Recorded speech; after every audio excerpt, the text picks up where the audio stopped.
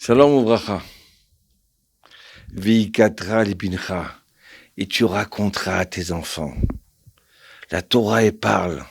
Elle vient, elle dit, ça y est, c'est la Géoula, c'est la délivrance du peuple d'Israël.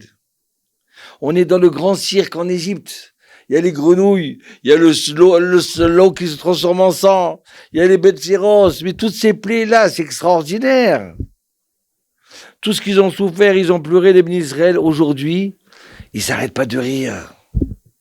Ils voient comment leurs maîtres, les Égyptiens, ils sont tournés comme ça en ridicule. D'accord? Ils se baladent dans la rue avec des grenouilles sur la tête, sur le nez, sur les épaules. Et le juif, il est tranquille. C'est quoi ça? Et puis d'un seul coup, c'est l'obscurité. Les Égyptiens, ils sont restés. C'est une obscurité spéciale parce qu'il y a une obscurité opaque. Ça veut dire, l'Égyptien, il s'est gratté le nez, puis d'un seul coup, il y a eu la pleine obscurité, mais il reste comme ça. Il reste comme ça. Il était presque assis, il reste assis, il reste comme ça, à moitié. Et il peut plus bouger pendant plusieurs jours. Et les bénis d'Israël, eux, ils viennent, ils marchent dans leur obscurité, et ils voient tout. Mais c'est de la rigolade, ça. D'accord? Je sais pas qui cherchait à se venger, les bénis d'Israël. Mais ils ont tellement eu peur d'eux. Ils ont tellement souffert. Ils ont tellement vu de l'obscurité, eux, dans leur vie, où ils comprenaient plus, où elle était la main de Dieu. Ils comprenaient plus qu'est-ce qui se passait, pourquoi c'est le méchant qui réussit, et c'est l'homme vrai, le vrai juif, qui souffre. Maintenant, ils viennent de comprendre. Why? Maintenant, ils en rigolent. Maintenant, tout ce qu'ils ont rêvé, qui était utopique. Non, ça sort vrai. Ça y est.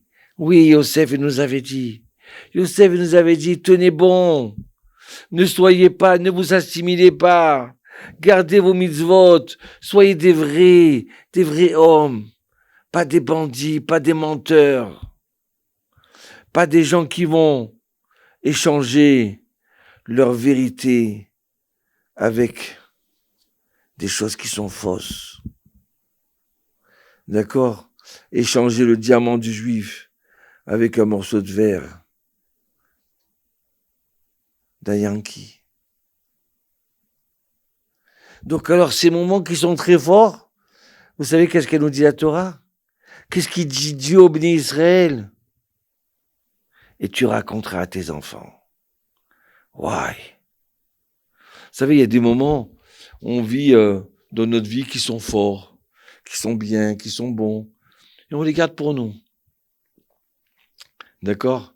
C'est comme si demain, vous allez faire le mariage de votre fils et vous invitez pas les autres enfants. Mais non. Il faut que tout le monde y participe à ce moment-là. Il faut que tout le monde y ressente ce moment-là. C'est pareil. La Torah, elle vient et nous dit, ces moments-là de délivrance, tu raconteras à tes enfants. C'est bien beau tout ce que tu vis, mais si tu transmets pas à tes enfants, si tu leur fais pas ressentir combien on est proche de Dieu, combien le peuple il doit être uni, combien le peuple d'Israël est extraordinaire, combien sa Torah elle est merveilleuse. Comment c'est possible que ça fait 2000 ans d'exil et on tient toujours, et on a toujours un petit noyau de juifs qui tient. On a passé les Grecs, les pharaons, les Romains, l'Inquisition, la Shoah. Oui, il y a un tri qui se fait. Mais il y a toujours cette poignée de juifs qui tiennent. Vous savez comment c'est possible? Parce qu'il y a marqué dans la Torah et tu raconteras à tes enfants. Tu dois pas garder ces moments forts pour toi, ces moments extraordinaires. C'est ça que tu dois raconter à ton fils. L'éducation des enfants, c'est important. C'est la chose la plus importante pour l'âme Israël et pour la Torah d'Israël. C'est pour ça qu'il faut choisir une très bonne école. On n'a pas le droit de dire « Ah mais moi, j'ai vécu dans la zone, à Paris, à Marseille, quartier sensible, et je suis resté un bon juif quand même. » C'est différent aujourd'hui. Aujourd'hui, la rue, elle est dans notre maison. Aujourd'hui, comme ça, un juif il peut se perdre. Donc il faut transmettre les valeurs. Pourquoi l'éducation elle est importante? Parce que mon fils est un maillon. Et si j'existe moi aujourd'hui, c'est parce que mon père c'était un maillon. Il faut le continuer ce maillon-là. Il faut que sa chaîne, elle arrive jusqu'à l'époque du Mashiach. Voilà pourquoi nos sages viennent nous disent, la Torah vient nous dire, et tu raconteras à ton fils. Mais attends, dans quelques semaines, tu raconteras ça, tu demanderas ça. L'importance de l'éducation. Non, c'est la première des choses. Tu vois ce que tu vois là maintenant? Tu raconteras ça à ton fils.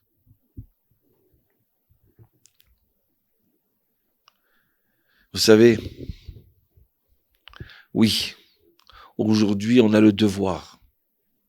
C'est une obligation pour chaque maman et pour chaque papa. C'est vrai qu'on veut tout donner à ses enfants. Ah, manger un bon manger, les meilleurs jouets, les meilleurs habits. Mais ça, c'est que du matériel. Où est la neshama de ce juif-là? Ah, mais j'attendrai quand il aura 18 ans, je lui expliquerai. Comme on m'a expliqué. Non, on n'attend pas 18 ans. À 3 ans, on lui fait déjà le petit, il est arrivé, on lui fait la Brit Mila, on lui fait Shema Israël. Vous croyez qu'il comprend pas? Mais bien sûr qu'il comprend. Shema Israël Adonai Eloheinu Adonai Echad. Ah, regarde, on fait kidouche, mon fils. Viens, tu vas goûter un peu de kidouche. Tiens, je lui mets un petit peu, une petite goutte comme ça sur la langue. Ah, je transmets le maillon. David Ameler, il dit, Kichitzim biyad gibor, kar bnei haneorim. La flèche du héros. Eh ben, c'est comme ça. Nos enfants. Quel rapport entre une flèche de héros, d'un gibor, et les enfants? Écoutez bien ça. David Ameler, il veut nous dire, de la même façon que quand j'ai mon arc et que je les tire, d'accord? À ce moment-là, tant que j'ai la flèche dans les mains, alors je peux viser. Je peux viser au bon endroit. Mais une fois que j'ai lâché la flèche, alors à ce moment-là, je peux me dire, attends, non, pas de ce côté, tu es à droite. Non, c'est trop tard. La flèche est partie. David Ameler, il vient et dit, tu as un enfant qui a 3 ans, qui a 2 ans, qui a 4 ans, qui a 6 ans, qui a 8 ans. C'est là que tu dois lui transmettre la Torah. Parce que sans Torah, t'auras rien. C'est là que tu dois choisir une bonne école pour lui. Ne pas dire, ah, mais c'est pas grave. Oh, mais il est pas avec des juifs. Oh, même si c'est des juifs, mais ils sont loin de la Torah. C'est pas grave. Après, quand il sera grand, à 13 ans, je lui expliquerai pour la bar mitzvah. À 13 ans, ton fils, il écoute plus. À 13 ans, ça y est, il est devenu majeur. C'est quand il est petit, à 4 ans, 5 ans, 6 ans, 7 ans, 8 ans, c'est là où il est là. Il écoute son père, il vénère son père. Mais si tu lui as pas donné une neshama, de l'âme, une sensibilité juive, sans les cris, avec de l'amour, avec de la compréhension. Mais si tu lui parles tout petit, comme un garçon, il m'a dit, ah, moi, ce que j'adore, c'est l'OM. Comment? Mais oui, c'est mon papa.